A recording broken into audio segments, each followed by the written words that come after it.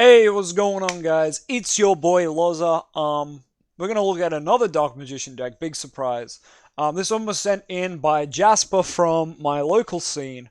So thanks, Jasper. And ironically, it is a guy called Dylan from my local scene also, with his Dark Magician deck. And the channel that we're watching on is Nolan TCG, which is Ben Nolan from my local scene. So as you can see, it's a bit of a meta locals deck profile meme. But yeah, I'm keen to get into this for many reasons, because I was kind of the Dark Magician guy when I started Yu-Gi-Oh, but since then I went on and played Invoked. I played Grand Marju a lot. They're probably my most two-played decks besides Dark Magician, and I dabbled in them for a long time, and I've only come back to Dark Magician recently, like in the past couple of months. And that's because of seeing people like Dylan perform well with the deck and kind of create like new creative ways to play it. That made me kind of remember all the fun I had playing Dark Magician and all the games I loved losing because of it.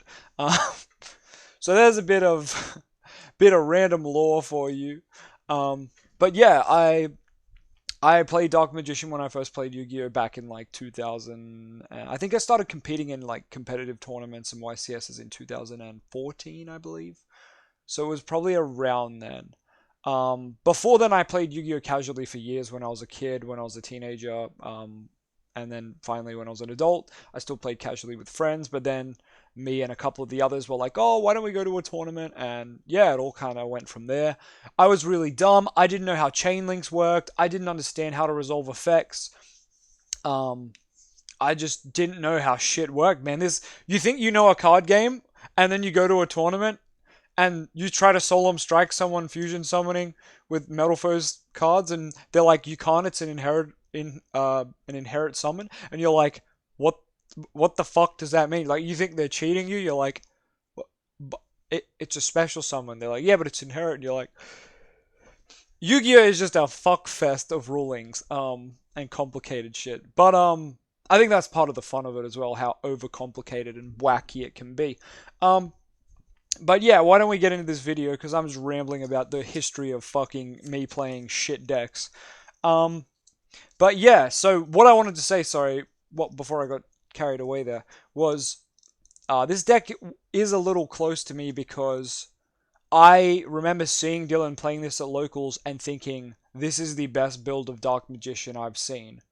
And I was a little envious because I didn't come up with it, and like I hadn't thought of it, and I wanted to play it, but at the time I think I was playing Invoked or Marju, probably both. Not in the same deck, but sometimes I did do that. And yeah, he kind of was like taking the Dark Magician guy role from me at my locals. Not that like that's a thing or that matters, but you know, part of me was like, oh, that used to be my gig.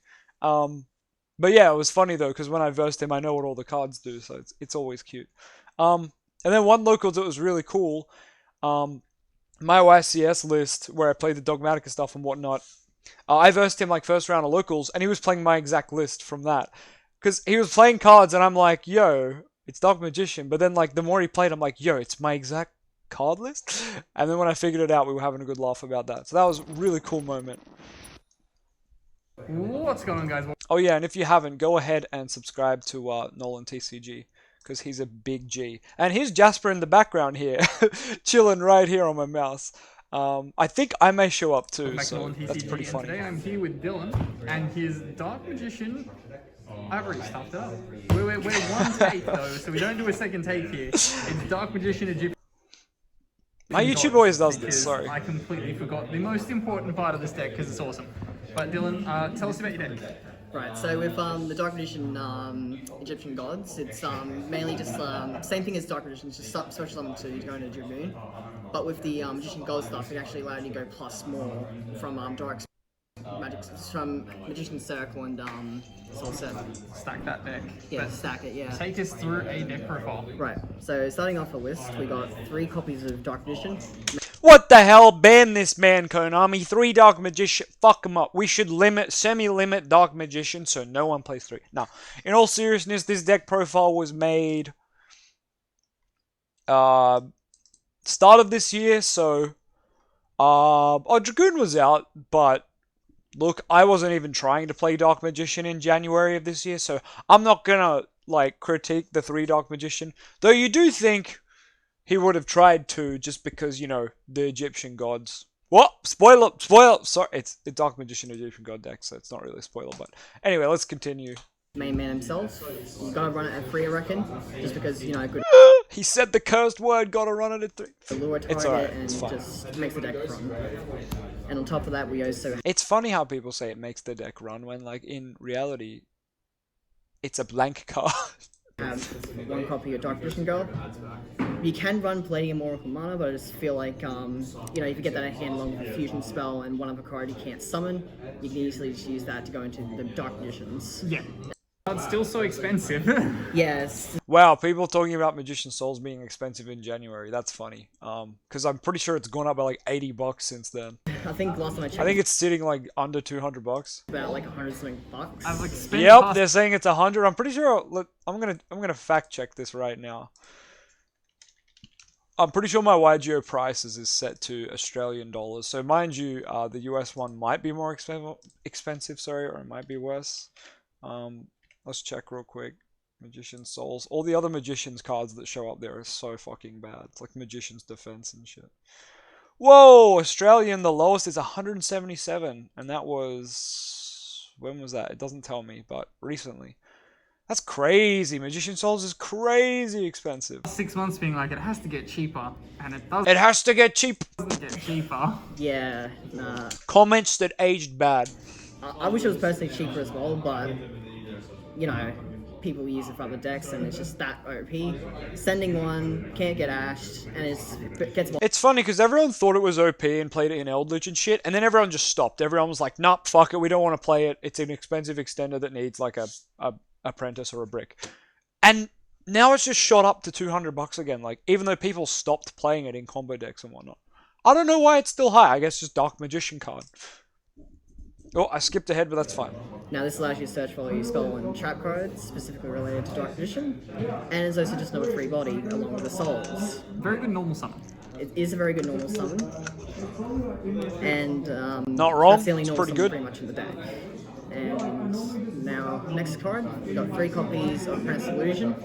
This just allows you to get a body on field and then search for a Dark Magician. It's fine. You can use Discord fodder for I've spoken about Apprentice a lot, but like I've always said, like you can play it or you can't. Like, sorry, you can play it or you don't have to. Like, it's fine. It's really player preference at this point. for Dragoon. Yep. And along with that, it's just you know, if you want to like increase like your spellcaster's attack by like 2,000. Summon would be, Okay, he's just playing the a- Confit. Like extender. Yeah, free extender, exactly. So my only thing with this is if you are playing it, you have to be playing Relinquish Animal or Link Karibo, just because it means if you open 2, you can still get the Anaconda. But I'm sure he is. And just you know, if you manage to go. Yeah, I don't think this card's like amazing, but I don't know. Sometimes I think it's better than like Apprentice. So I mean, go figure. It's a dark spellcaster. It's weird. It's fine. It's fine. The Dragoon combo by just natural means you use as link material for Karibo. Man's playing Ash. He's a good boy. Ash is a good card. We love to see. He's got Feed Ash though. Disgusting. But there's that beautiful regular Ash. You love to see it.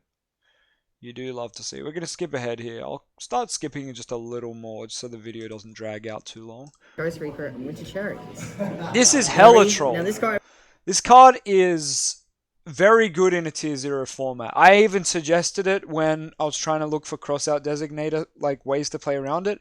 And I suggested this card, and after testing it, no, it's garbage. Like, I love this card because I played it in Spiral format, and, you know, that was a tier 0 format, and that's where it was good.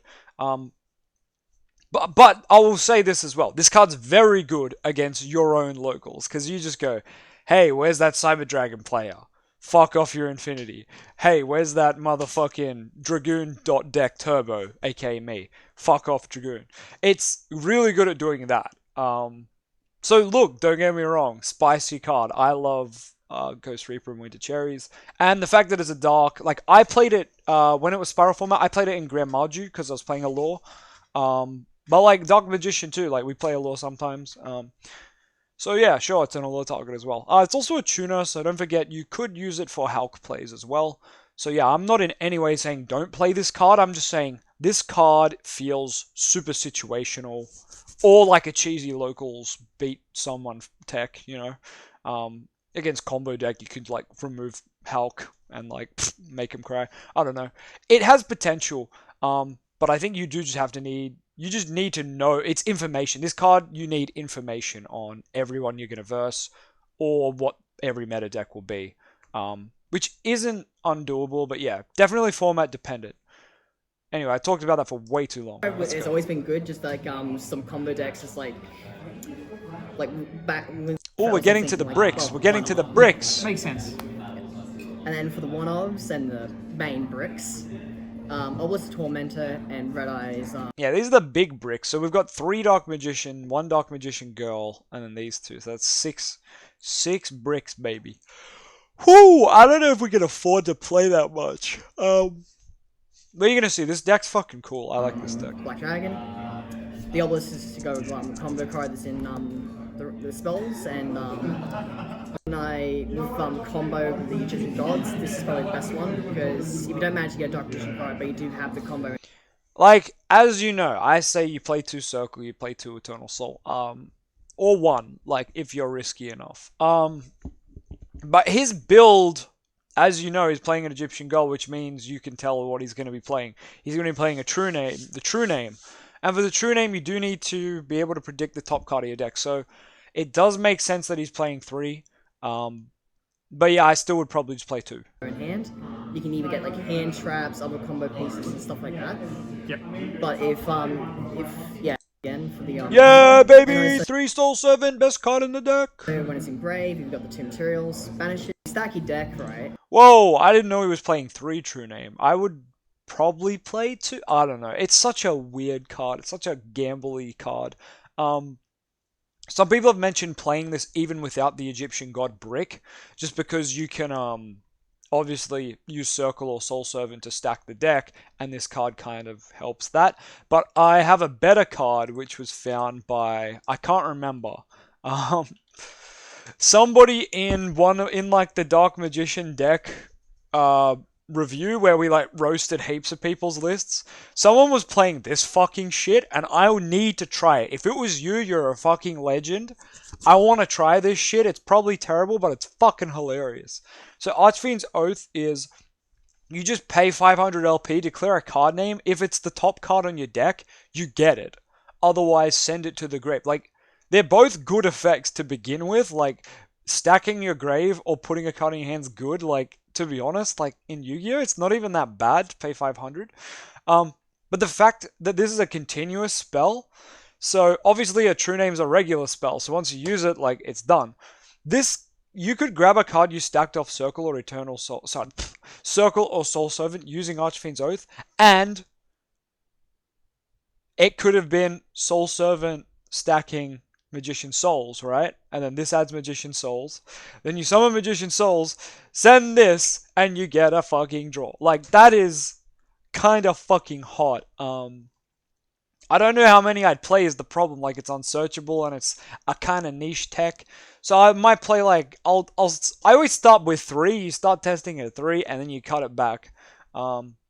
But yeah, once again, it's probably not something you should do, but man, is it fucking funny. I want to try it. And you when you play this card, you call a name, and it's that card on the top, you add it to your hand. Yeah, it's like exactly the same, but you get the Egyptian God summon with this card. You get to summon a divine beast. And it's a regular from your spell. deck to the field or add it to hand.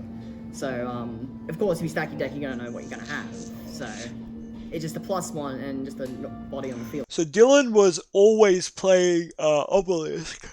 Whoa, pardon me. Dylan was always playing Obelisk, which meant he always summoned it as an extender going first, or he summoned it going second to like fuck your board up with its effect and whatnot. For Dragoon. I would say, like, is it probably bricky to play 3 with only 1 obelisk? But like, no, it's not bricky. It's cool to resolve. It's not bricky because you don't actually have to do the summon effect. Okay. It's Oh, like yeah. a den effect. So basically, That's cool that you don't have to do the summon. I always thought you did. That's like Yu-Gi-Oh never does that. Yu-Gi-Oh's normally like do the whole effect, so that's really cool. if you just know what you have in That is an deck. option. Yeah. Okay. So that's solid. That's solid. Yeah, it's still a solid card. And plus, if worse comes to worse, you just send it with Magician Souls to just draw one. Yeah, valid. Yeah. Alright. the next spell. And for the fusions, we have Magical Eyes Fusion, Secrets, and of course Red Eyes Fusion. Now, obviously, you know my opinion. It's 3 Red Eyes Fusion, and you can play one of the other ones. That's fine. But I think this was early Dragoon days. This is the days when people just ran 1 ref. I personally was playing 2 because I was following an invoked YouTuber called Dark Paladin 19. And me and him chatted a bit, and he always said 2 was better because if you open 1, you can still do Anaconda stuff. And the Anaconda combo in Invoked was really good because you had a Mechaba with it. So it was just normal summoning Alistar, obviously, well, Big Brain. And then you actually played Magician Souls in that deck, or you had other extenders, but that was one of the cool ones, or Trickster Corobane, and you just summoned Corobane first. And you'd link them into Anaconda, but first you'd then play your Invocation. Sorry, Magician Souls, I missed a step. Magician Souls would send either Mana or Fleur-de-Lis. And then you'd have Alistar and Magician Souls, or Corobane and Alistar link into Anaconda, so you've got a Light and an Alistar Engrave, Invocation, summon Mechaba, add back Alistar, and then Anaconda, summon Dragoon. So you had Mechaba and you had Dragoon, and you had 5 cards in your hand. No, sorry, 4 cards in your hand. So it was pretty good. It was pretty solid. And even then I only played 2. So this is, you got to remember, this is back in January 2021. I wasn't even on the 3 Red Eyes Fusion hype train yet. I only started doing that a little later. I can't remember when, but I remember when I was playing what I call the Monkey deck, which was a deck that played Numeron, Red Eyes Fusion, and Invoked. It was a mixture of the 3. I actually topped my locals a lot with it, surprisingly. It's when Zexal was legal, though. It was mainly make Zexal and set Alistar go first, and you just win. I was crazy. But rip for Zexal. What was I saying about that, though? Yeah, that deck I played 3 ref, and that's where I kind of started the 3 ref army. Because that deck was all about 1-card engines. Numeron Network got you to game, like playing second, or it got you to Zexal playing first. Red Eyes Fusion got you to Dragoon playing first or second, and Dragoon meant, like, Dragoon first was a negate, Dragoon second was pop, pop, negate, which was normally game. The Invoked engine was the weakest of the 3, but it was the consistency engine. It was like, well, if your opponent hand traps all your other stuff, you can at least make a Mechaba pass. Or on the opposite, if your opponent hand traps your Invoke stuff, like you start with Meltdown, and they hand trap you there, you're like, cool, and now I can just play Ref, or I can play Numeron Network. It was all about like baiting your opponent into thinking like you were playing something else. But obviously everyone at locals knew what I was playing, but still sometimes it was just so strong. Like, sometimes I would open hands that were like Numeron Network, Magical Meltdown, Red Eyes Fusion. Don't forget the Magical Meltdown protects Red Eyes Fusion from being negated, except by Ash. So sometimes I would have Meltdown up and go for Red Eyes Fusion, and they'd go Judgment, and I'm like, okay, Meltdown's up. And they're like, fuck, like, paying your whole half your life points, and I get Dragoon, like, that's guaranteed game when I start popping. It's crazy. So yeah. Crazy deck. Bit of a tangent about that deck. Sorry about that. But it was a fun deck, and it made me realize that 1-card engines are super important, and that's what I brought back to Dark Magician. That's where I was going with this rant. I brought back, when I played Dark Magician again, I went, right, I want 1-card engines, because after playing that mess of a fucking deck, the amount of times I won locals just because, like, top deck Ref, top deck Numeron Network, top deck Meltdown, like, just top decking cards that get you places just by themselves, which is something Dark Magician lacks immensely. So that's where I brought the whole 3 Red Eyes Fusion and Nadir Servant, because Nadir Servant is a 1-card, like, fucking everything. So yeah, that is what I brought into Dark Magician, those 6 1-card starters, or 1-card engines, if you want to call them that. Anyway, let's get on with this. That just allows you to go into second Dragoon. That allows you to unbrick some hand. Obvious reasons.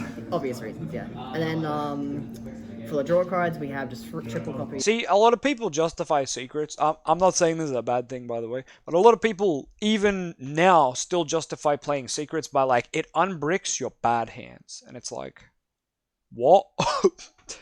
Play bad card to make bad hands slightly better. To me, that's like, I don't know, like, that's the stupidest logic ever. I get what they're saying, and I do agree. Like, sometimes, oh, your hand's Dark Magician Girl and Dark Magician, but thank God you have Rod. You can grab secrets and then make the Dark Magicians. It still doesn't really help the problem of you opening the bricks. Like, I don't know. Very generic for the deck and destroys too. Got a lot of darks. Yeah, a lot of A little good. Like, I don't think it's too good, but it's fine. Eternal Souls. Some people do run this Two at Eternal 3. Soul! I personally run it at 2 because you like. See, this man was ahead of the mark. He was like, nah, this card's a bricky piece of shit. I'm playing it at 2. When you send it through, But I'm playing Obelisk. the effect of Magician Souls, for example, you can actually recover it back with Soul Servant because most people usually go from deck, but he goes to go from graveyard and plays that on top of the deck, which is something. He's at least spitting straight fucking facts. A lot of I'm tired. Sorry. Oh, fuck me. I just finished work. Big sorry. A lot of people would just be like, yeah, I play 3 because it's Dark Magician. At least this guy went, you have Soul Servant, you can stack it if you fucking need it from the grave. Like, fuck off, I'm playing 2. That's always good. I like to see it. Which is something that I personally don't play as well sometimes. Because always. Imperm's good. Imperm's fine. Oh, I said he has to play Link Karibo, and I see it. They want to like run. No skill drain. Big sad. There better be a fucking Artemis in this list. I swear to God, Dylan. I swear to God, if you played... I mean, you have to play Link Karibo for your Jesters, but if you didn't play Artemis, I'm a bit mad. And just like, return the attack to 0. Yeah. So, anyway. Yeah. And then for Link 2s, we have Pro Plant Verti Anaconda and IP Masquerade. Yeah, baby. Pro Plant just allows you to do... Every Dark Magician player plays this card. What the fuck? I still think it's super subpar, but anyway, Anaconda is just amazing, so I guess that's why. There's Dragoon, like, Lines Play. She's the Dragoon. Yeah. I can hear my voice in the background and I hate it. Yeah, just Dragoon, GG sort of thing. Like, yeah, and then IP Masquerina, it's just, got, Celine and Nightmare Unicorn. Yep. I mean, Celine's good, and if you're playing IP, or you kind of have to play it. Play this. Yeah, there you go. go. Quite good if you manage to like keep your board out, like spellcaster from the deck, right? This way because it combos well with Dragoon. Oh, he was summoning... I forgot this. He was playing the Unchained Link 4. I guess he was playing this instead of Access Code, because he probably didn't have it. And I mean, I still don't physically own an Access Code, so I get it. I get it. Fuck paying $200 for a piece of cardboard. I can't read this. Oh, that's my Facebook. Let's look up Unchained Link 4. That'll bring it up, right? Unchained Abomination. Yeah, there we go. 2 monsters including a Link monster. Oh yeah, I mean you get there with Celine and Unicorns, but I can't stop. I'm sorry, I can't stop. If the card on the field is destroyed by a card effect, except Tingo, you target a card on the field, destroy it. Okay. When another monster is destroyed by battle, target a card on the field, destroy it. Yeah, oh, that's right. It's just like 3 effects that destroy. During the end phase, target a card on the field, destroy it. Yeah, it's just destroy, destroy, destroy. It's not bad at all. It's not bad at all. Because Dragoon's just basically just a pop effect, right? Yeah. And then this, whenever you destroy a monster, destroy a card. It's a stack. Destroying stuff. Oh yeah, stack with Dragoon. Just to add a bit of solvent. I don't feel like that would come up too often, We're but running sure. one Red Eyes Flaminate Dragon, which surprisingly goes pretty. See, if you're gonna play a rank 7, I do like playing this or Big Eye. But then I don't know, Zeus exists too, and Big Eye doesn't work with Zeus. I don't know, it's always hard with XYZs. They kinda suck. Pretty well because I'm tired, you have bitch. the Red Eyes and Break most of the time. Do a bunch of damage as well and then just soft lock your opponent. Yeah, basically. Yep, and then for the fusion. To Dragoon, baby, yeah! I just love to fucking see it. Dragoon is my favorite card, and it will be forever. Dark Magician shit fused with Red Eyes. Masterpiece. We're running the 2 Dark Magicians, which it's basically like. No! Why he gotta do this to me? This card sucks fat pee-pee. I've talked about this card a lot, so I won't say anything about it in this video. But you know what I think. I know it should be Dark Magician and Dark Magician Girl in card name, card text, whatever. But more than that, you should only play 1 if you play it. But yeah. Same as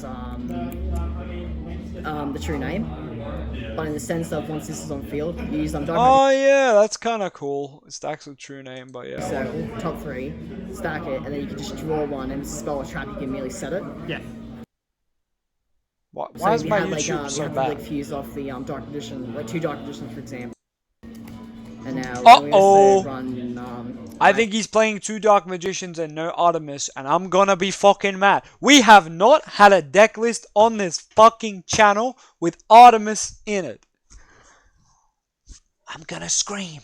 minus targets, so Dark Magician. This also isn't the deck list I thought it was. I thought this was his deck list that he had like a Phantom Knight combo. Like it was Dark Magician, but he did the Phantom Knight combo stuff. And got to an end board of like Rusty, Anaconda Dragoon, Fog Blades. Oh, I need to go to bed. Fuck, I'm sorry, I've yawned like 7 times. And Dark Cavalier. What? Why are you playing this? And then head up. How are you actually summoning this? It needs a warrior. A warrior and Dark Magician. I'm trying to think. You can summon it off Magicalized. But who in your deck is a warrior? You can summon off Secrets, but like... Who is a warrior in this deck? Soul can protect it itself. Yeah. And it's just one of those things where your opponent can't target your back row, can't target unaffected monster effects, and just specific. Like you can cut these cards if you want to. Yep. For more like targets for the Your cherries. Yeah, the cherries. Oh, This these is, are like, cherries. incredibly popular at our locals. Oh, he's popular, and just getting your. Hey, I was playing Invoked. I remember he cherries me and got rid of my Mecha bar. I remember. Getting yourself wiped with it is just absolutely. Alright, that's it for the deck, but now... This isn't the deck I thought it was, for one, but that's okay. I thought it was the really cool Phantom Knight, Dark Magician stuff. But that's fine. It's the Egyptian God one, which is more anime, so that's probably what people wanted to watch anyway. It gets more clicks. I don't think he's playing a warrior, so I don't know why he's playing Cavalier. And there's no Artemis. Like, there was 2 Dark Magicians, 1 Dark Cavalier, and no Artemis.